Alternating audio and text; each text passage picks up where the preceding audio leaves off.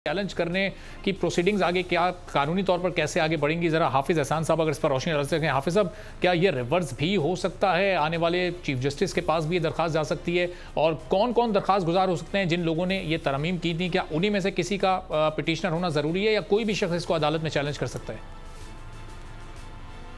देखिए, बुनियादी तौर पे ये है कि ये प्रोसीडिंग 184(3) के नीचे आई है सुप्रीम कोर्ट के अंदर, और अगर इसका फैसला बहुत पहले कर दिया जाता तो उसका जो अब ये आया है कि सारा मामला जो रिवर्सल की तरफ गया है, ये नामुमकिन चीज़ ऐसी है जो अब आई है। और आपने देखा कि जब पहले भी NRO हुआ और उसके अंदर तकरीबन 8000 के करीब केसेस हुए और उन केसेस के ऊपर आज तक नहीं पता कि उसका प्रोसेस किस लेवल पे पहुंचा है। और जब भी कोई चीफ जस्टिस बड़ा इंपॉर्टेंट फैसला करता है तो उसको जल्दी करता है ताकि अगर उसके ऊपर रिव्यू फाइल हो तो उसको भी उस टाइम के अंदर फैसला कर दिया जाए। और मैं ये समझता हूँ कि जो अब ये फैसला आया है ये सारे का सारा जो है अब जो आने वाले चीफ जस्टिस है उन पर डिपेंड करेगा। दूसरा इसके अंदर ये है कि फेडरल गवर्नमेंट बिल्कुल इसके अंदर रिव्यू कर सकती है, चूँकि फेडरल गवर्नमेंट ही इसके अंदर मेन रिस्पोंडेंट है और जितने भी इदारे इसके अंदर रिस्पोंडेंट किए गए हैं उसके अंदर आपका लॉ मिनिस्ट्री उसके अंदर शामिल है, कैबिनेट डिवीजन उसके अंदर शामिल है।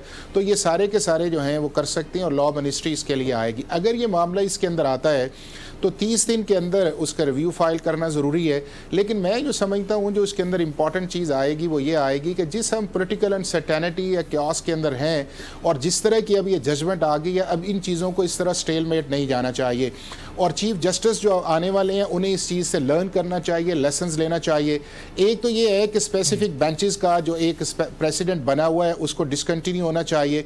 और इस तरह के जितने भी मामलात हैं जो 184(3) के हैं, प्रैक्टिस एंड प्रोसीजर का जो एक्ट है उसको जो उन्होंने 18 को फिक्स किया हुआ है उसके ऊपर 1-2 हेयरिंग करके फैसला करें और फिर मुल्क के अंदर पता चले कि अब आइंदा प्रोसेस क्या होगा। और फिर अगर रिव्यू फाइल होता है, फेडरल गवर्नमेंट करती है, तो चीफ जस्टिस को चाहिए कि एक लार्जर बेंच इसके ऊपर बनाएं जो मिनिमम 10 लोगों को शामिल हो और इसका फैसला डे टू डे हेयरिंग करके इसका फैसला करें। अगर ये लार्जर बेंच बनता भी है और अकाउंटेबिलिटी मुस्तरद हो जाती है, यानी उसमें भी इसी फैसले को कायम रखा जाता है, तो सब्सक्राइब करें और बेल दबाएं ताकि कोई खबर रह न जाए।